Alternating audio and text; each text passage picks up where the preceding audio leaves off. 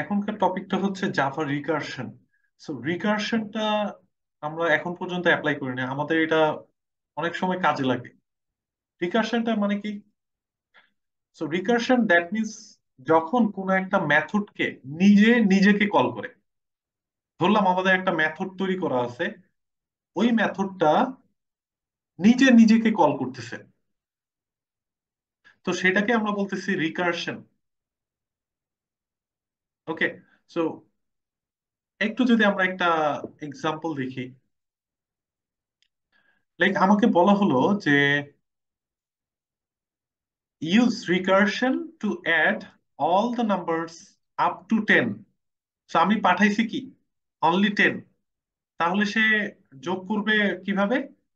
1 plus 2 plus 3 plus 4 plus 5 plus 6 plus 7 plus 8 plus 9 and then 10। তো সবগুলো যোগফল সে একটা জায়গায় রেখে সেটা প্রিন্ট আউট করবে। তার মানে আমি সেটা একটা রিকারশনের মাধ্যমে করতে পারি। ওকে, তো এখানে যদি এক্সাম্পলটা দেখি যে আমাদের একটা মেথড তৈরি করা আছে যেটা হচ্ছে সামেশন করে, এবং যাকে হচ্ছে আমাকে একটা ভ্যালু বলে দিতে হয়, সেই ভ্যালুটা অনুযায়ী সে হচ্ছে এক্সিকিউশনটা করবে। কিভাবে করবে?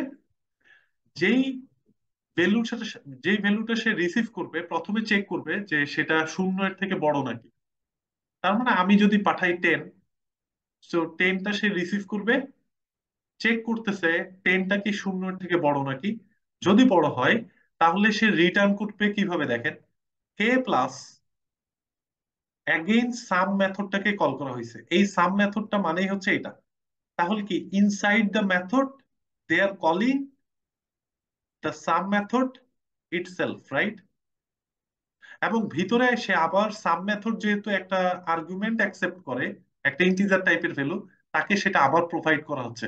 একটু যদি এটা দেখি, এটা একটু দেখতে একটু কনফিউশন মনে হচ্ছে, একটু আমরা ইমপ্লিমেন্ট করি। সো ফাইল, অথবা আমাদের একটা অলরেডি প্রজেক্ট করা হয়েছে স্কোপ। হ্যাঁ, স্কোপের আন্ডারে এসআরসি, এটার আন্ডারে একটা প্যাকেজ তৈরি করি। সো রিকারশন,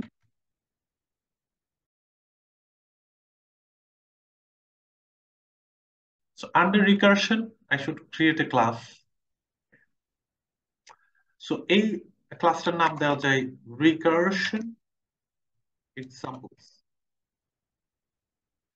সো আমরা একটা এই এক্সাম্পলটা দেখি। হ্যাঁ, সাপোজ একটা মেথড যে পাবলিক,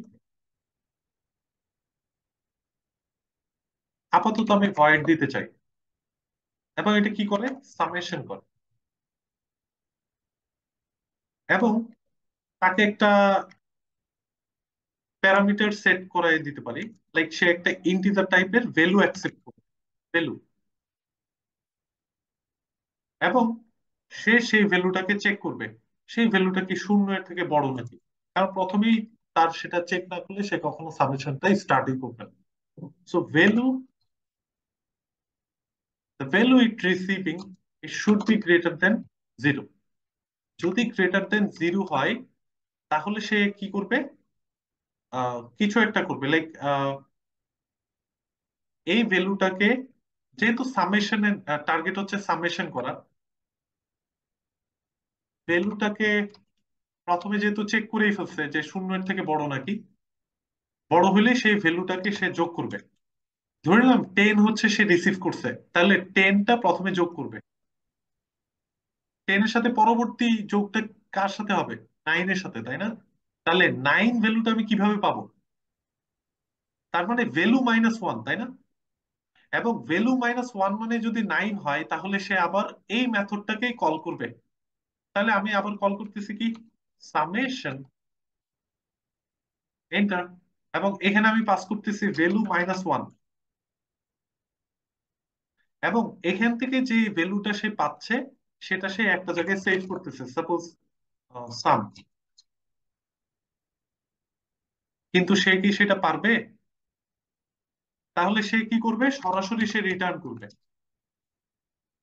ওকে, আর যদি সে স্টোর করতেও চায় এভাবে, হ্যাঁ, সে সে করতে চাইলো, ওকে, তাহলে এই সামের মধ্যে তো সে সবসময় যোগ করে রাখতেছে, তাই না? তাহলে যদি সে যোগ করে রাখে, এই জিনিসটা রিপ্লেস হবে প্রতিবার, আপডেটেড ভ্যালুটা কিন্তু এখানে থাকতেছে না। তাহলে তার কি করা উচিত? এই ভ্যারিয়েবলটা বাহিরে ডিক্লেয়ার করা উচিত, এই কন্ডিশনের বাহিরে। তাহলে এটা, এই কন্ডিশনের জন্য এটা গ্লোবাল। তাহলে সামটাকে এখন ইউজ করতে পারি, সাম। তাহলে এই সামটাকে সে রিটার্ন করবে। কারণ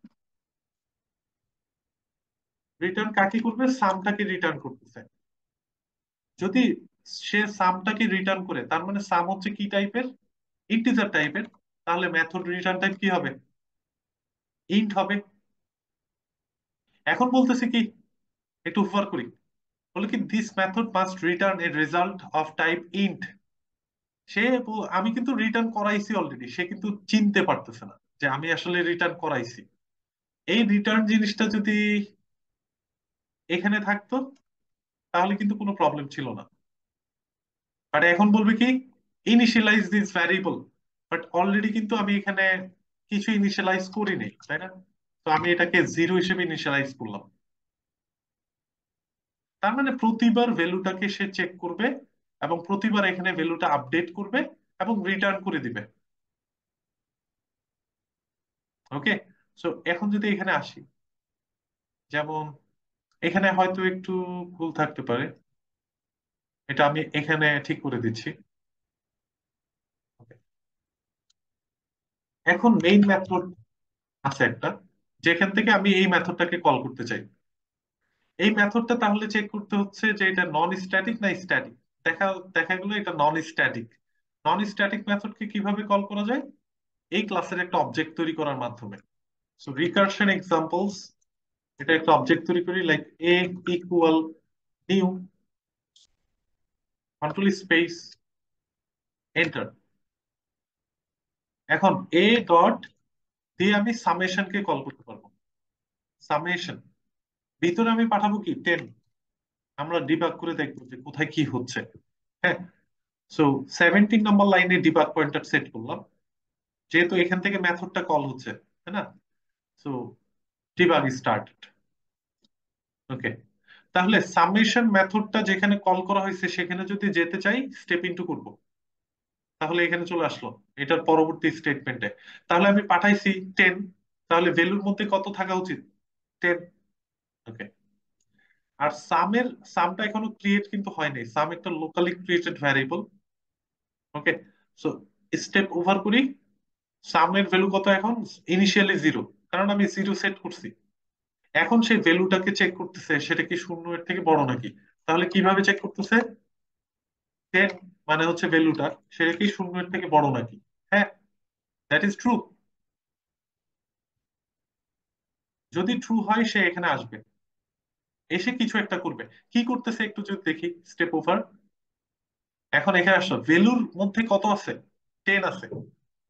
তাহলে সে এখানে কি করতেছে? 10 এর সাথে প্লাস করতেছে, প্লাস করে সামেশনটাকে আবার কল করতেছে। এরপর ভ্যালুর মধ্যে কত আছে? 10। 10 - 1 মানে হচ্ছে 9। সো সামেশনের মধ্যে কত পাঠাচ্ছে? 9 কে পাঠাচ্ছে। তাহলে দেখেন, আমি যখন এখানে সামেশনটাকে কল করে একটা তো ভ্যালুই পাঠাইছি, তাহলে এখানেও দেখেন মেথডটাকে আবার পুনরায় কল করা হচ্ছে, এবং মেথডের মধ্যে একটা আর্গুমেন্ট পাস করে দিচ্ছি। তাহলে এখানে যে মেথড কলটা হচ্ছে সেটা আবার এখানে আসবে, তাই না? সো স্টেপ ওভার করি। সো এখানে এসে সে সরাসরি রিটার্ন করতেছে। এখন যদি সামের মধ্যে ভ্যালুটা আছে 55 আসছে। কিভাবে আসছে? এটা কিন্তু একবারেই করে ফেলছে, পুনরায় কিন্তু এক্সিকিউশন গুলো হয়নি। আমি যদি আবার ডিবাগিংটা ক্লোজ করি, আবার ডিবাগটা স্টার্ট করতে চাই, এখান থেকে স্টার্ট হলো, স্টেপ ইনটু, ওকে, স্টেপ রিটার্ন। এখানে আসলে স্টেপ ওভার। আমি এই মেথডটাতে যেতে চাই, স্টেপ ইনটু আসলো, স্টেপ ওভার করব, স্টেপ ওভার। স্টেপ ইনটু করতে চাই, আমি মেথডটার মধ্যে আবার যাইতে চাই। ওকে। এখন দেখেন আবার এখানে আসলো। তাহলে সামের মধ্যে কত থাকার কথা? সামের মধ্যে কত থাকার কথা, তাহলে এই সামের মধ্যে যা থাকবে সেটাই তাহলে সামের ভ্যালু। ওকে, স্টেপ ওভার, আবার আসলো এখানে, কন্ডিশন চেক করলো, স্টেপ ইনটু করবো এখানে, পুনরায় আসতেছে। তার মানে দেখেন প্রতিবার সেম মেথডটাকে কল করতেছে, কল করে আপডেটেড সামের ভ্যালুটা কিন্তু এখানে থাকবে। So আমি যদি এখানে বারবার স্টেপ ইনটু না করে স্টেপ ওভার করে দিই, তাহলে কিন্তু সে এখানে চলে আসবে। একটু যদি আবার স্টেপ ওভার করি, এখানে এসে স্টেপ ওভার, কিন্তু এখানে চলে আসবে এবং সামের ভ্যালুটা এখানে সেভ করবে, লাইক যত সেভ হওয়ার কথা, তাই না? এখন যদি এটা একটু দেখি যে আসলে সামটা কত হওয়া উচিত, লাইক 9 + 8 + 7 + 6 + 5 and then +4 + 3 + 2 + 1, এটার যোগফলটা কত হওয়া উচিত? 19, 25, 25 আর 7 32, 38, 38 আর 5 43, 47, 47 3 হচ্ছে 50। আমার মনে হয় মিস্টেক হয়েছে, তাই না? আবার একটু যোগ করি তো সবাই। 19, 19 আর 8 কত হয়? 26, 26 আর 6 কত হয়? 33, 33 আর 6 39, 39 আর 5 হচ্ছে 44, 44 আর 4 হচ্ছে 48, 48 আর 3 হচ্ছে 51, 51 আর 2 হচ্ছে, পরে একটু ডিবাগারটা অফ করি, হ্যাঁ। এখানে আমাদের প্রিন্ট করা হয়নি, যখন এই মেথডটা কিছু একটা রিটার্ন করতেছে আমি সেটাকে সেভ করতে পারি টাইপের একটা ভ্যারিয়েবল, লাইক সামের মধ্যেই রাখলাম, সামটাকে আমি প্রিন্ট আউট করতে চাচ্ছি, তাহলে আমি দেখতে পারবো যে সামের মধ্যে কত আসছে, তাই না? আবার পয়েন্টারটা উঠায় এখানে দেই, ডিবাগ,